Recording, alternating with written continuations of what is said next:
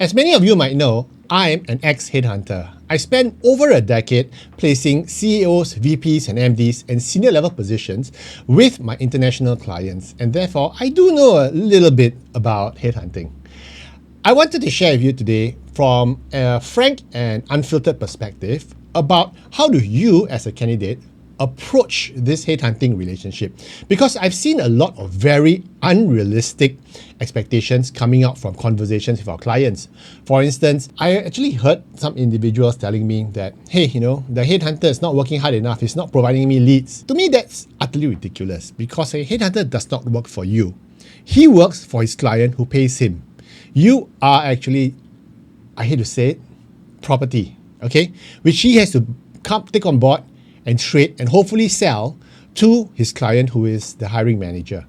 So I know it sounds a bit horrible, but as I said, this is frank and unfiltered with Adrian. So I'm going to tell you the horrible truth about headhunting. So some of you might ask me, Adrian, what's the difference between a headhunter and a recruiter? Well, to me, there's a huge difference. You see, headhunters are those who are on what we call a retained executive search. These individuals normally do very senior level positions and they are paid a retainer. Whether or not they place successfully, they are actually paid a retainer. So these individuals will go out, do the homework, do the groundwork, map out the entire market for all the right people to approach. In other words, it's a very focused executive search.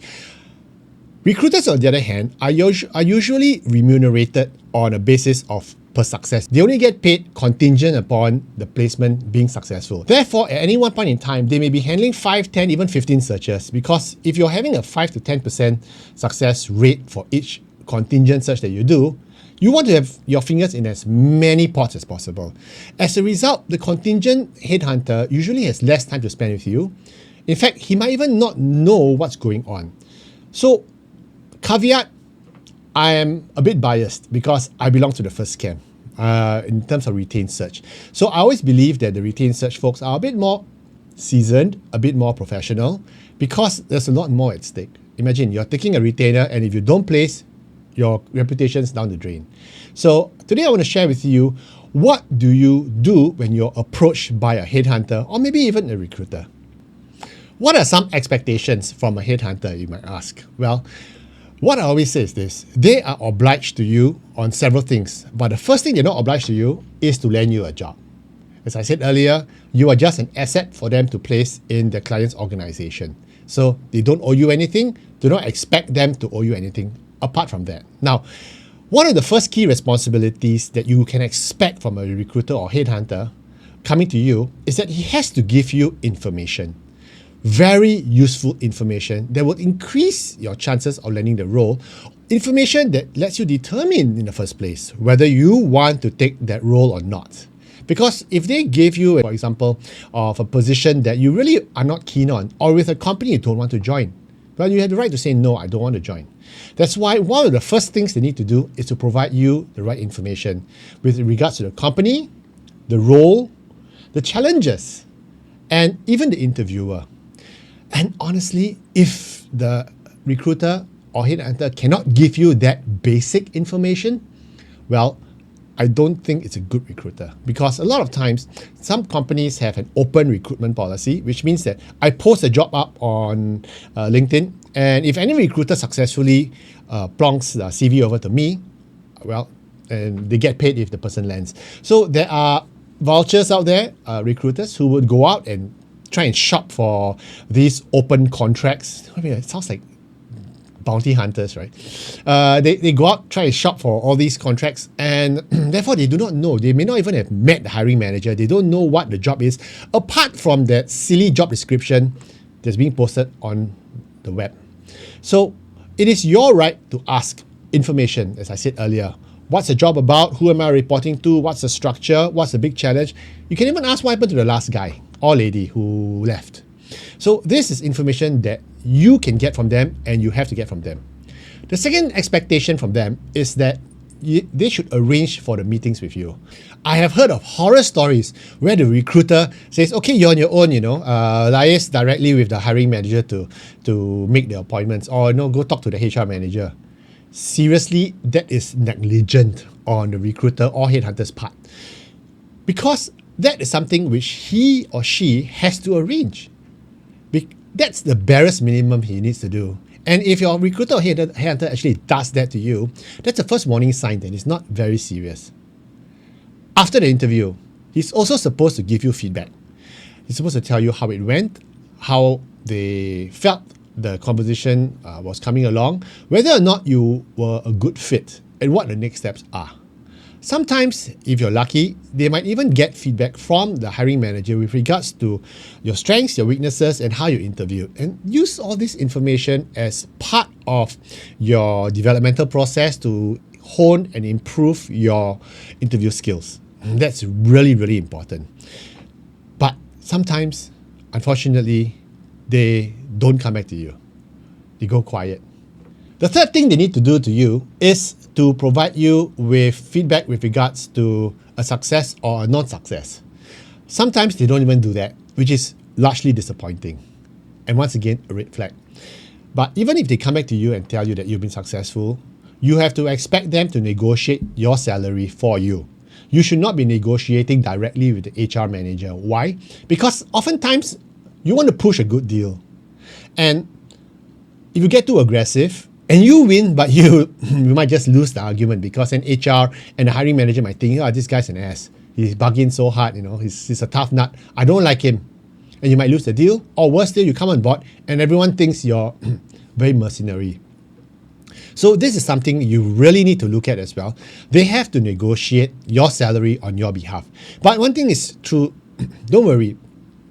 Recruiters, headhunters, they're usually paid on a percentage of your on your total remuneration, okay? And if it's on a total remuneration, therefore you can imagine that it's usually, most of the time, in their interest to get as high a salary for you as possible. However, once again, the trick lies in how experienced or how good they are in terms of negotiating salaries for you. Being an ex-headhunter, our clients who do come to us, our career coaching clients, we give them tips and tricks and very powerful perspectives on how you can negotiate the salary up. And now, if you are in a salary negotiation phase of your interview right now, come talk to us. I'm highlighting all this to you because your headhunter is going to get paid, and I might add quite handsomely, for placing you. And as a result, you got to make them work for their commission. I know lazy recruiters, okay, who just flick CVs across, and it's what we in the industry call body shopping, okay?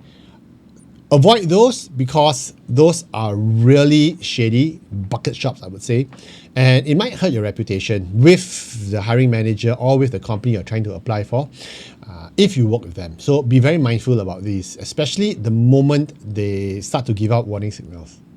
Why do some headhunters behave badly? What does it mean and what can you do? Well, the first thing I always hear, the most common complaint, is that headhunters ghost you, or they ignore you, or they don't respond to your calls. Why? Typically, the hard truth is this. Headhunters, if they ghost you, especially when it's the early part of the interview process, it's because you're not hot on the list.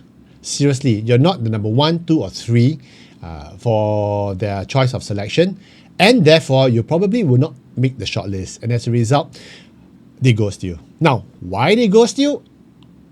It could be a lot of reasons. Maybe they're too busy, maybe they're afraid to tell you no, or maybe they're just asses. Okay, I do not know. I'll leave that reason and fact-finding up to you. But we do see a lot of people, and if your profile has been rejected, normally they will just leave you alone. To me, I think that's unprofessional because when I was headhunting, I used to just follow up very closely with everybody. I've never ghosted anyone before. But we see that happening a lot, and it's quite disappointing.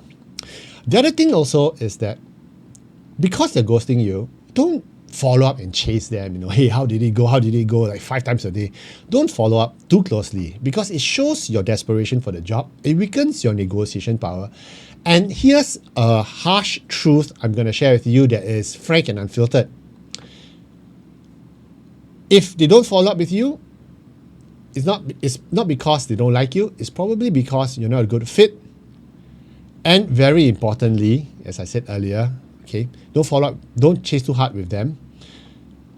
Because the truth is, if you're hot, they're going to bend over and kiss you. Okay, they're going to keep you warm, they're going to update you every step of the way because you are on their precious shortlist, which they cannot risk losing you. So as I said, if you're not feeling the love, you're probably not it. Move on to another opportunity. Sometimes you see headhunters who are rude, inattentive, dismissive even. It's quite sad because I know I sound really old when I say this. Gone were the good old days of headhunters and good recruiters. Nowadays, it's just sales targets. So they will go through people very quickly. They'll promise you a lot of nice things and they never follow up. Okay, could be they're very new. Could be they are overwhelmed by the sheer volume which they have to do today. Or could be there's just a personality and these individuals do not last long. In fact, here's a pro tip for you. When a headhunter calls you up, ask him which company he's from. And then you go over to either his website to see whether it's a nice, big, well-established company or whether it's a small little bucket shop with just 3 pages on the website. Or what you can do is you pop over to his LinkedIn profile and see how long he's been at it. If it's like been at it very recently, he might not be very experienced. Or maybe he's had like 6 different companies in the past 2 years, which means that he's been fired so many times. You really want to avoid these guys. So be very mindful about individuals, headhunters, recruiters who behave badly. Now, what do you do when you're being approached for a role by a headhunter?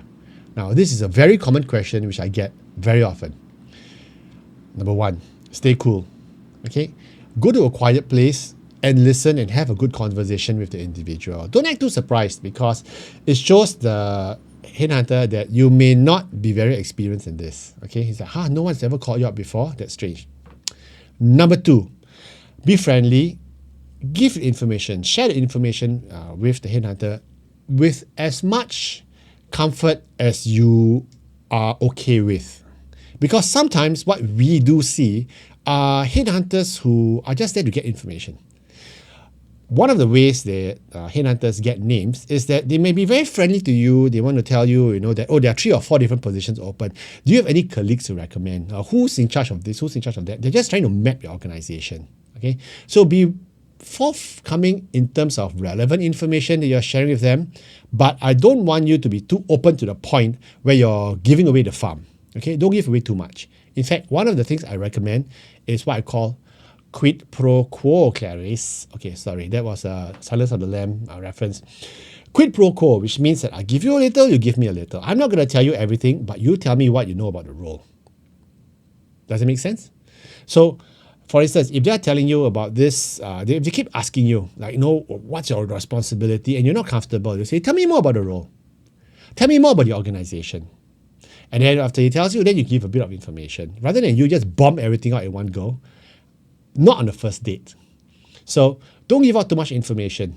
Now, what information do you not want to give out or are you too uncomfortable giving up with? A lot of people are worried about giving out their salary details.